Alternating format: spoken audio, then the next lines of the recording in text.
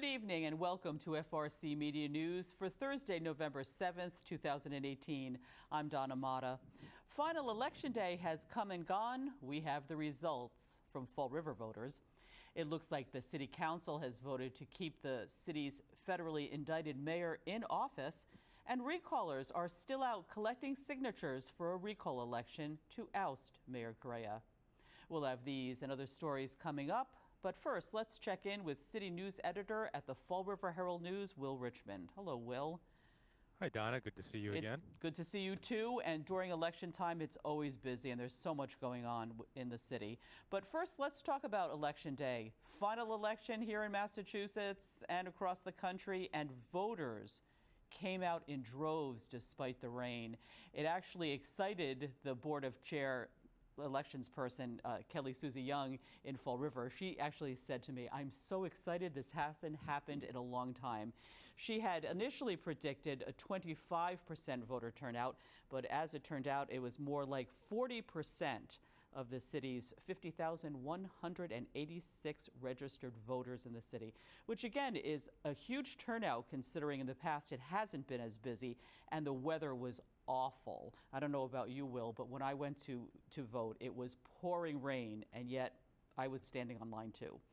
So with that said, there were some, top vote getters, and we can start, I guess, with the Massachusetts Governor, Charlie Baker, and Lieutenant Governor Karen Polito. Charlie won with 12,722 votes from the city of Fall River, losing to Gonzalez-Palfrey at 6,475. Now let's talk more about state reps. Will? Carol Fiola was the winner in that race. And Carol, yes, I'm sorry, you just cut out for a minute there. We had a little technical difficulty, but we can hear you now. Go ahead. Yeah, certainly the Carol Fiola David Steinhoff race was the sort of highlight for Fall River. Third time that they had been up against each other for the state house seat, and third time that Carol was victorious as well. So she'll be returning back to Beacon Hill for another 2-year term. Yes, and she got 6,305 votes to David Steinhoff's 3,565. That's a pretty wide margin there. I believe it was, I'm not the math person, but I believe it was approximately unofficially 6.2%. Yeah, she almost had a 2-to-1 margin in Fall River. Steinhoff actually did, based on the unofficial results, receive more votes in the Freetown section of the district. It was less than 100 votes or so. But here in Fall River, certainly Carol made her mark with voters and did very well and was easily able to overcome the advantage that David Steinhoff gained out in the Assonet section of Freetown.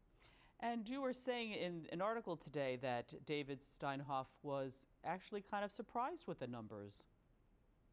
Yeah, certainly he felt he campaigned very strongly. He knocked on a lot of doors. That seemed to be a very strong part of his campaign strategy, was to try to meet voters face to face, shake their hands, and hear what their issues were for the district.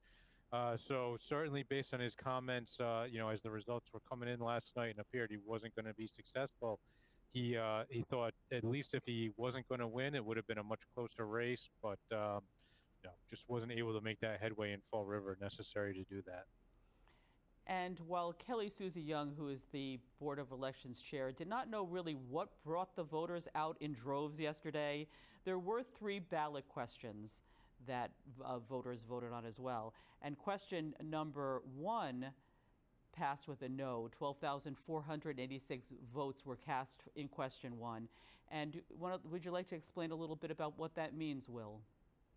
Well, question 1 was related to nurse staffing levels. The no vote means that the proposal that had been put forward to require certain staffing levels at hospitals based on patient loads will not be moving forward. So that means there'll be no change in hospitals locally or statewide.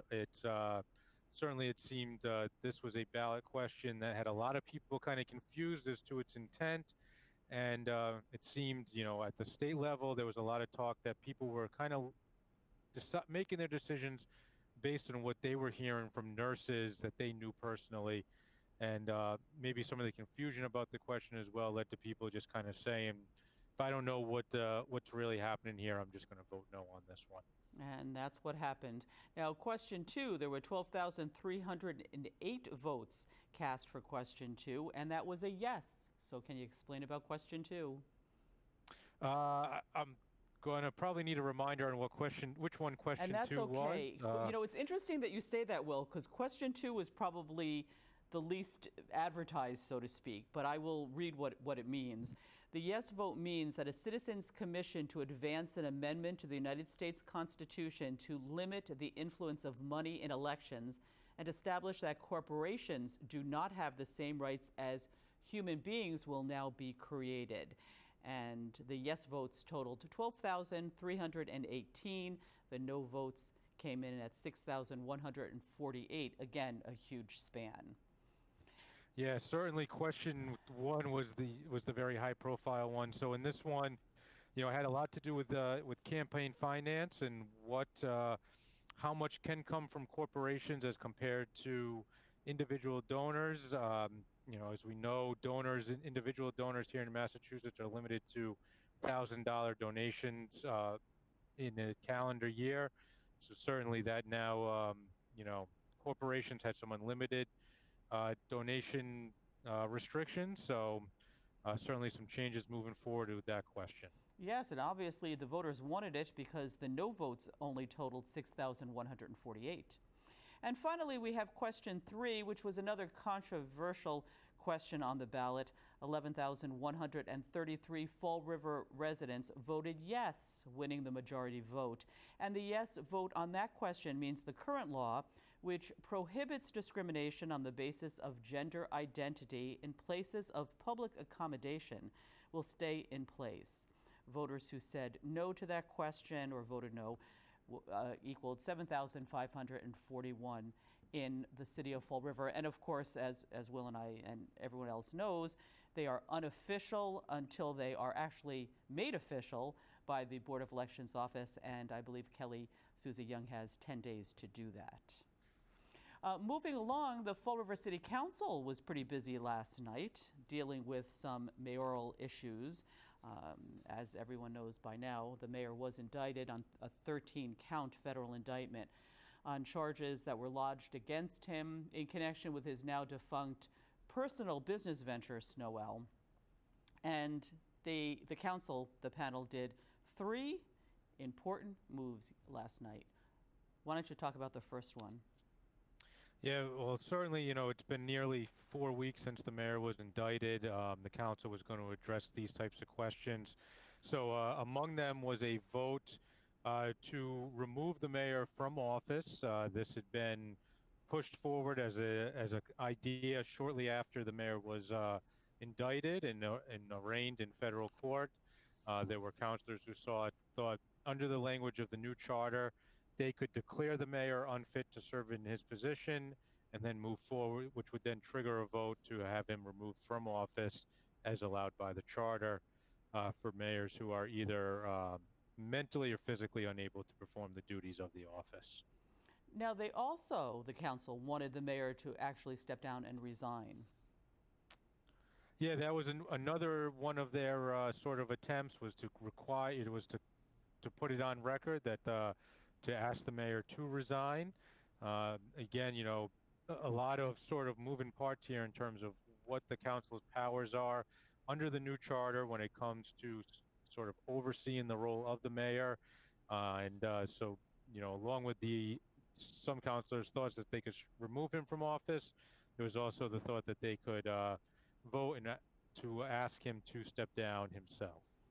And then finally, the council voted on a vote of no confidence, actually, I should say. So they did take that vote, and we have a clip, compliments of FRG-TV, of that actual vote. There was some confusion, too, because there were the motions to move the question forward and then the actual vote. So we'll take a look at that clip right now. The motion is to take a vote of no confidence on Mayor Jazel F. Correa II. Okay. Move the question. Is there a second? Is there a second to move the question? Second. Second to move the question. Motion has been made to move the question is made by Councilor Kadim, seconded by Councilor Pelletier. Roll call. Roll call on moving the question. Madam Clerk. No debate? There's a motion to move the question. Councilors Kadim? Yes. Joseph Kamara? Yes. Stephen Kamara? No. Kilby? Yes. Lullaby LeBeau? Yes. Long? Yes. Pelletier? Yes. Viveras? Yes. And President Conti? Yes. Motion has been made and seconded, which is to give the mayor a vote of no confidence, has been made and seconded. Roll call. Councilors Kadim? Yes. Joseph Kamara? This on no confidence again? Yes. Yes. Stephen Kamara? No. Kilby? Yes. Lullaby LeBeau? Yes. Long? Yes. Pelletier? Yes. Viveras? Yes. President Conti? Yes. Now, Joseph Kamara did have some hesitation the first time around. You can see that he was thinking about it. But Steve Kamara has been very vocal, thinking that the city council should take no action against the mayor, at least at this time, and that's been his stand from the beginning. So again, we'll just see what comes of that. And the recallers are still out, as I'll talk about later, gaining the necessary signatures in order to hold a recall election. In other news, I know the Abbey Grill has closed, Will, and I know you had a story on that. Can you give us the update? Yeah, well, it appears that the operator of the Abbey Grill has decided to no longer run the establishment as a restaurant. Instead, he'll be moving forward and using the space as an events venue. Along with that, shortly after we reported that story, we also learned that the city is considering actions they may take against the owner because he has failed to follow through on commitments to repair the steeple over the Great Hall portion of the property. As many people may recall, there's been bricks that have fallen from that steeple and has led to partial road closures around the building as well on Rock Street and in that area. So certainly some changes happening there with that historic building right now. Very good. Now, what's coming up in the paper this weekend? Well, we'll have, Veterans Day is coming up Sunday, so we're going to take a look at the sort of changing face of veterans here in the area, as well as have full coverage of all of the parade and various events taking place in the area in honor of the veterans who have served our country over the years. Very good. Let's hope for nice weather, but rain or shine, it goes on anyway. Well, thank you very much, Will, for your time, and we'll talk to you next week. All right, have a good weekend, Donna. You too, Will. We'll have more FRC Media News right after this. Here are some job descriptions on the latest hot jobs list from the Mass Hire Fall River Career Center. Receptionist, H&R Block, located at 276 Central Street, is looking for a part-time receptionist to greet, schedule, and match clients with the best-suited tax professional for their needs. Job number 113-61300. Direct support staff. Neuro Restorative, located at 86 Reading Street, is seeking full and part-time direct support staff to provide medical treatment and personal services to support children and adults with brain injuries. Job number 113-60798. Barista, Starbucks, located at 800 William S. Canyon Boulevard, is in need of a full-time barista to work in a team-oriented, fast-paced environment preparing food and beverage items to order for customers. Job number 113-46906. AutoZone, located at 870 North Main Street, is looking to fulfill the following full and part-time positions. Retail Sales Associate, job number 113-62496. Shift Supervisor, job number 113-62252.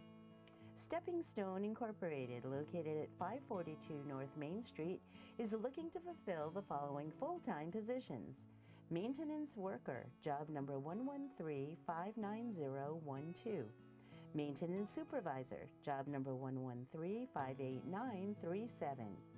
For more information on these or other positions, visit masshired.quest.detma.org or call the Mass Hire Fall River Career Center at 508-730-5000. Welcome back. Before Fall River City councilors this week voted against temporarily removing Mayor Correa from office due to the federal indictments lodged against him, a citizens' input session was held as usual. Here's what some residents feel about the council's discussions pertaining to ousting Mayor Correa from office in what some councilors say is possible under the rules of the city charter. The charter has been a really big point of contention in this whole thing with the indictments.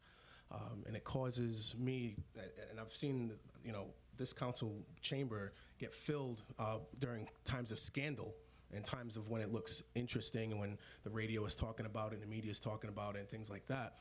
But the Charter Commission meetings had about, and you were there, right, Councilor in C3? You were there, most of them. Didn't have so many people in there during those times. And I think this whole situation shows that we need to pay attention to what's going on even when it's not during a time of scandal. Because right now, not paying attention to that Charter Commission, we're in a situation like this where if we had a charter that actually took time to address an elected official under indictment, we wouldn't have to worry about 3-8 and whether or not that interpretation fits this situation, which in my opinion it doesn't. I think there should be. I actually think the mayor should take a step while he's in this indictment as well. But because the charter doesn't address that issue, you have the charter that you have, and you have the recall, and you have these other outlets to remove the mayor against his will. I do not think that 3-8 in the charter right now is a tool to remove the mayor against his will or her will, whoever that mayor may be. And I think that if we actually had paid more attention to the Charter Commission meetings and actually had more people involved in this process and actually thinking through some of this, this might not even have been an issue. Once the mayor's indicted, we would have already been able to take care of this problem. So I think in the next few years when the Charter Commission comes up again, hopefully we see more engagement, hopefully we see more people involved in this process because we can maybe nip this in the bud before it gets bad. If you are confident that the city's voice and best interest is to have a new mayor step up, then I'm just wondering why not let the people's voice be heard through the legal recall process. When the mayor was elected, I felt proud and confident that people can make a difference and that our voice matters. And a city council vote would ensure that we can. And honestly, why vote? In light of the midterm elections, is that really the message that we want to be sending? That votes don't matter and that 7 people can undo our vote? If you make our mayor step down how you're trying to do, you are essentially silencing the voters' voice and keeping us from a decision that is ultimately and legally in our hands. We, as a city, elected him, and now we are called to either support him when he needs us the most or make our voices heard and try to recall him. If you make this choice for us, where does it end? Meanwhile, recall committee members are sprinkled throughout the city, gathering the 2,210 signatures required for the city to hold a recall election. One member says she had to produce legal paperwork to managers at certain establishments to show that asking people to sign petitions in front of the businesses was within their legal rights. And she added that rainy conditions on certain days do make it difficult to get voters to sign up. It's kind of slow because we have a lot of people who don't live in Fall River that shop here. And same thing this morning, I was at Market Basket. They asked us to leave. We again showed them the paperwork. They asked us to leave again. We told them to call the police, and they didn't come back out. Someone was supposed to call from corporate and say we could still be there. But again, it's slow going because you're on the line, so we get a lot of Tiverton people. But mostly people are coming up to us who want to sign. We haven't been asking too many. They've been coming up to us because they want to sign. Do you think it's rather odd that these establishments are asking you to leave in light of the fact that this is the second recall? Yeah, I think it is because I've been asked many times to sign petitions outside stores and no one has ever stopped them. And I think if the mayor believes in the process and that he is right to stay in, that he should sign and his supporters should sign and let the vote go to the people. Are you thinking that you'll get enough signatures actually? Oh, I absolutely believe we'll have enough signatures. There's been some polls that saying the residents are kind of for the mayor. I'd say it's been about 50-50. People say no, and then, oh, of course I want to sign. So I've seen it about half and half. And what's your reasoning for coming out and doing this? Because I believe he should step down while he's fighting his charges. And we would avoid all this recall if he would just do that. He can't fight his charges and be a full-time mayor. The recall group has until November 16th to submit their signatures to the city clerk's office, after which they must then be certified before a recall election is scheduled, possibly as early as January 2019. In other news, the Crestbrook Drainage Project has caused traffic problems, mainly on the President Avenue Rotary. According to the Administrator of Public Utilities, the project may still cause detours to pop up from time to time as the construction season winds down this month. So today we're talking about the Crestbrook Drainage Project, which has been designed to resolve multiple flooding issues in the city. Project starts in the Oak Grove Cemetery at Garden Street. And Crestbrook is actually a stream from hundreds of years ago that was piped over the years, and the pipe size has been too small as we've grown and caused multiple flooding issues. So within the cemetery, there has been flooding within the cemetery and on the adjacent streets, Vincent, Acacia, and Burke.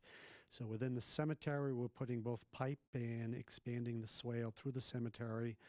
That piping system then goes across Oak Grove Avenue to a city-owned lot where we have a big open swale storage area.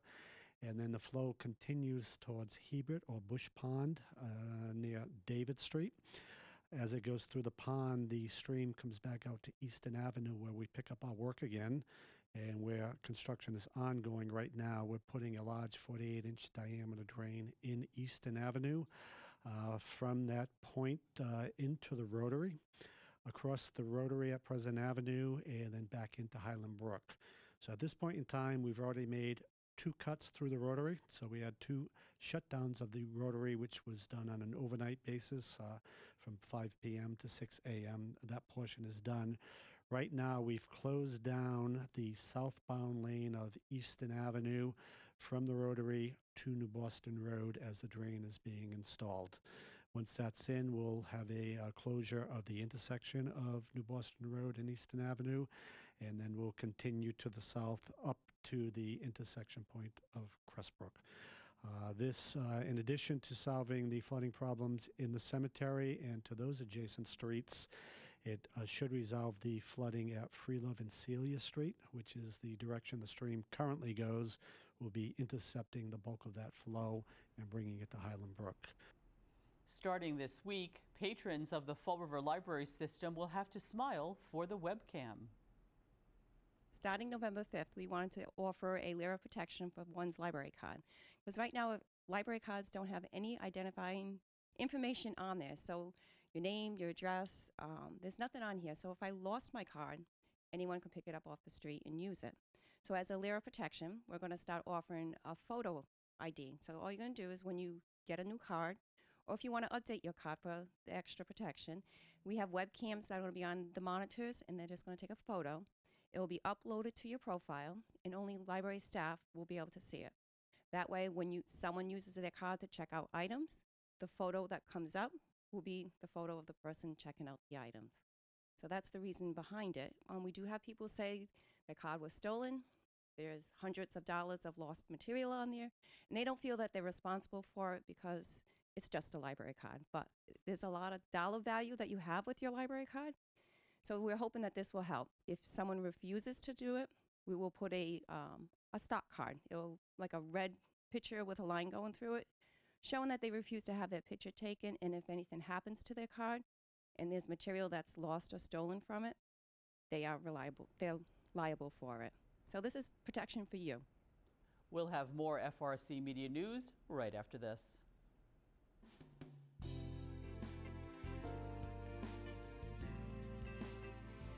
Today I'd like to introduce you to Finn.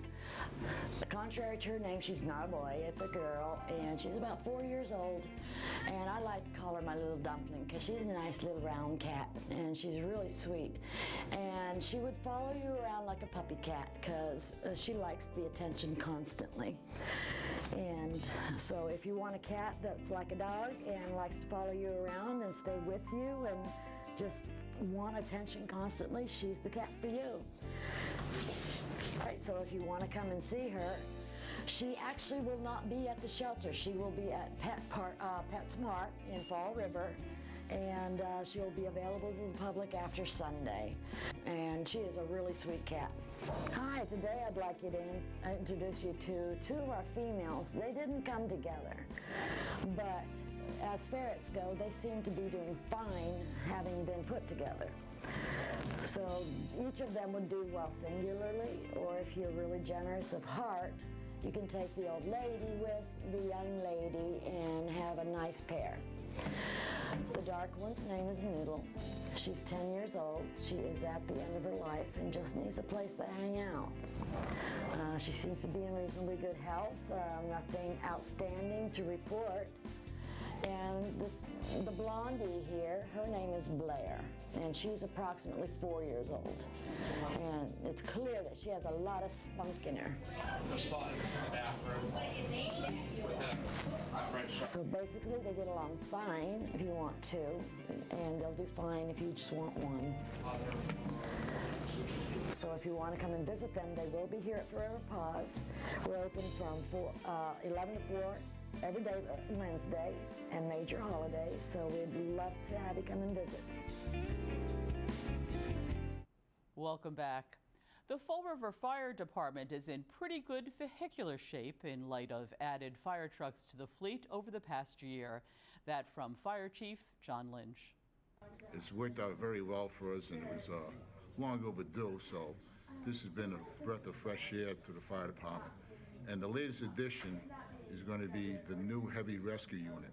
It is currently being leaded, the equipment's being put on board, and we expect it to be in service within the next 3 weeks, hopefully. And how was that paid for? That was paid for by the CDA 108 loan through the director of CDA, Mr. Michael Dion, a big supporter of public safety overall in the city of Fall River. Now, this new apparatus brings the amount of new equipment in, let's say, the last year to what? We have 5 brand new pumps out of 6, and we will have in January a second ladder truck arriving. That would mean 2 out of 3 ladder trucks are brand new.